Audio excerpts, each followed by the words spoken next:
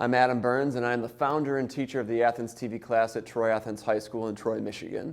Over the years, we've grown from a closed circuit in-school announcement show to a production class that shares stories in our community and from around the world.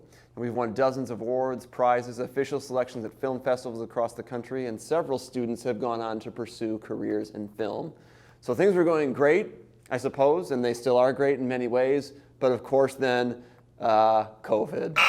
Thanks to COVID, we've been stuck in remote learning all year, production ground to a halt, superhuman efforts required to achieve what pre-pandemic would have been the simplest of tasks.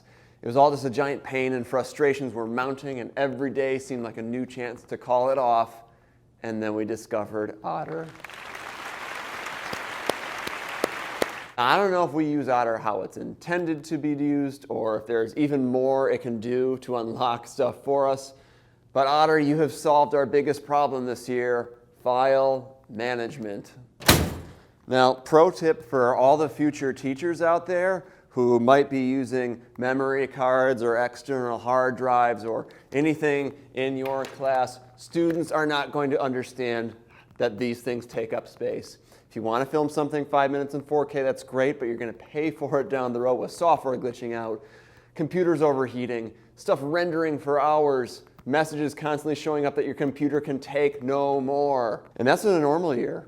When we're all remote learning, it's worse. There's only so much space in the cloud. That email can only handle files so big. Those processing speeds on tablets are not conducive to our footage. So our conundrum was we have great interviews to be shared and project stories that need to be told, but no good way that students can share them together and remotely edit. And that's where Otter came in. With Otter, we could easily transcribe any interview, easily share that document with the group, and they could easily edit together in real time. Thanks to things like timestamps, they knew right where to add their cuts, their narration, and so on. Obviously, it's still not a perfect year for production, and it's never going to be until we're all back in the studio together, but I know moving forward, Otter is always going to be part of our class.